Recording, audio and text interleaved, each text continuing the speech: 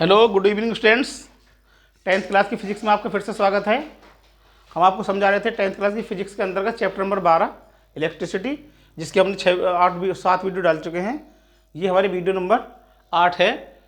आज हम आपको समझाएंगे विद्युत प्रतिरोध क्या होता है, यानी विद्युत धारा के मार्ग में रुकावट पैदा जो की जाती है किस तरह से की जाती है, इसे विद्युत प्रतिरोध कहते हैं।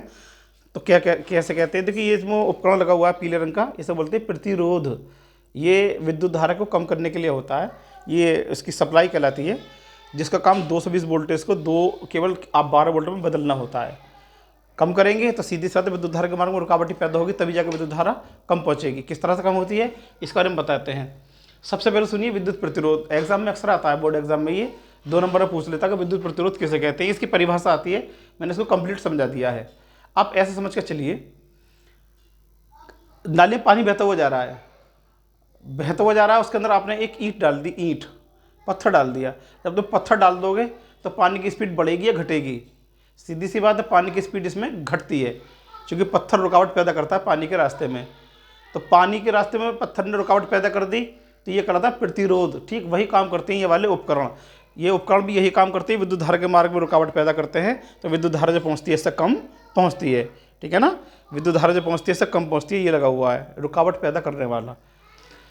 हमने बताया था कि विद्युत धारा जो बहती है किसी भी तार के सरफेस पर, यानी ऊपरी पृष्ठ के ऊपर विद्युत धारा बहती है। आप समझ के चलिए कि ये एक तांबे का तार है, इसके अंदर विद्युत धारा बह रही है और इलेक्ट्रॉन गति कर रहे हैं। विद्युत धारा इधर बह रही है और इलेक्ट्रॉन इधर की तरफ गति कर रहे हैं।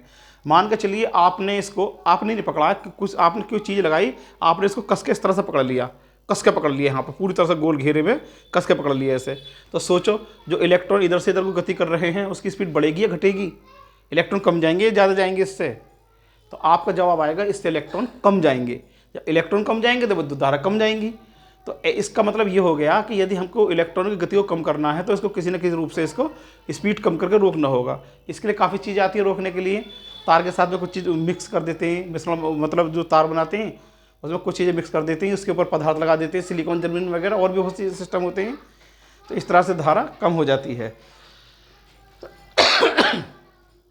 तो विद्युत प्रतिरोध किसी चालक का वह गुण है जिसके कारण वह विद्युत धारा के प्रवाह का विरोध करता है, यानी विद्युत धारा के बहने का विरोध करता है। बहने का विरोध तो करेगा ही, तभी तो उसका नाम प्रतिरोध हुआ है। तो विद्युत धारा के बहने का विरोध करता है, विद्युत प्रतिरोध कहलाता है। प्रतिरोध को इंग्लिश में कहते हैं इलेक्ट्रिक रेजिस्टेंस, इसलिए आर से प्रदर्शित करते हैं। इसका मान जो होता है, हमने आपको पिछले बार फार्मूला बताया था, V बराबर आई आर। V बराबर बताया था हमने आपको आई आर। तो यहाँ से हम R निकालेंगे, जहाँ R प्रतिरोध है, I दोनों सिरों के बीच विभवांतर है, और सॉरी I बहने वाली धारा है, और V जो होता है दोनों सिरों के बीच विभवांतर V होता है। R बराबर होगा यहाँ पर आपका V अपॉन I, यानी V और I के बीच में संबंध स्थापित कर दिया आपने कि बहने वाली विभवांतर V और धारा I, इन दोनों के अनुपात को प्रतिरोध कहते हैं। V और I के अनुपात को प्रतिरोध कहते हैं, ठीक है। अब बात आती है इसके मात्रक की। देखो इसके 2 मात्रक हैं। बोल्ट नामक साइंटिस्ट ने वाली डेफिनेशन दी थी इसकी विद्युत धारा की, तो हमने विद्युत धारा का विभवांतर का मात्रक रखा था, बोल्ट रखा था। लेकिन चूंकि इसको जो डेफिनेशन दी है, ये इसके बारे में जो बताया था, प्रतिरोध को बताया था ओम नामक साइंटिस्ट ने, तो प्रतिरोध का एक मात्रक तो ओम हो गया, और एक मात्रक इसका होता है, देखो V विभवांतर बटे धारा। विभवांतर V का मात्रक बोल्ट, धारा I का मात्रक होता है एम्पियर, तो दूसरा मात्रक हो जाएगा वोल्ट प्रति एम्पियर इसका मात्रक होता है। तो इसका मात्रक होता है ओम या वोल्ट प्रति एम्पियर। यहाँ पर हमने गलती से वोल्ट प्रति सेकंड लिख गया है, इसको वोल्ट प्रति एम्पियर कर लीजिए। वोल्ट प्रति एम्पियर इसका मात्रक होता है। अच्छा, दूसरा ये जो इसका मात्रक एक तो ओम हो गया, एक होगा वोल्ट प्रति एम्पियर। अच्छा, हम इसको जो साइन करते हैं, इसका निशान, वो निशान बनाते हैं ओमेगा। ये ओमेगा जो होता है ये वाला, इस तरह से बना देते हैं, ये इसका साइन होता है, इसको बोलते हैं ओम। जैसे प्रतिरोध 3 ओम निकल कर आया, तो ये लिखेंगे 3 ओम, ये इसका आगे निशान बना देंगे ये वाला ओमेगा।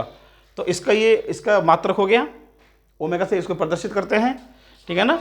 अब देखिए 1 ओम किस चीज़ के बराबर होता है? ओम जो होता है कितनी, इसकी पावर कितनी होती है 1 ओम की? तो ये जो हमने सूत्र लिया ये वाला, R बराबर V अपॉन I में V का मान हमने 1 वोल्ट रख दिया, अब विद्युत धारा I का मान रख दिया यहाँ पर हमने 1 एम्पियर, ठीक है ना। धारा I बराबर 1 एम्पियर और V बराबर 1 वोल्ट रखने पर दोनों जगह रखेंगे तो यहाँ भी 1 और यहाँ भी 1, यहाँ भी 1 यहाँ भी 1 रखेंगे तो 1/1 यानी 1 को 1 से भाग देंगे तो आएगा 1, तो ये आ गया 1 ओम। तो R आ गया 1 ओम यानी प्रतिरोध आ गया 1 ओम। इसका मतलब ये हो गया कि किसी चालक के दो बिंदुओं के बीच में आपने 1 वोल्ट विभवांतर लगा दिया, आपने यहाँ से लेकर यहाँ तक मान के चलिए 1 वोल्ट विभवांतर लगा दिया। तो 1 वोल्ट विभवांतर लगाने पर यदि इसके अंदर 1 एम्पीयर धारा बहने लगती है तो इन दोनों, तो इसका प्रतिरोध जो होगा 1 ओम कहलाएगा। ठीक है, एक बार और समझ लीजिए, ये प्रतिरोध लगा हुआ है, यहाँ पर प्रतिरोध लगा हुआ है, इसके पीछे पिन यहाँ पर ये रही, दोनों की पिन इसके पीछे ये रही।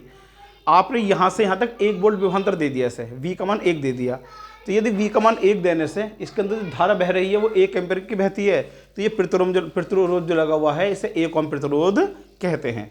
ठीक है ना, दोनों बिंदु के बीच में 1 वोल्ट का विभवांतर लगाने पर अगर 1 एम्पीयर की धारा बहती है तो उसका प्रतिरोध जो होता है वो 1 ओम होता है। ठीक है ना, यही हमने यहाँ लिखा है कि ये अर्थात किसी चालक के बीच 1 वोल्ट विभवांतर लगाने पर चालक में 1 एम्पीयर की धारा बहती है तो चालक का प्रतिरोध जो होता है 1 ओम होता है।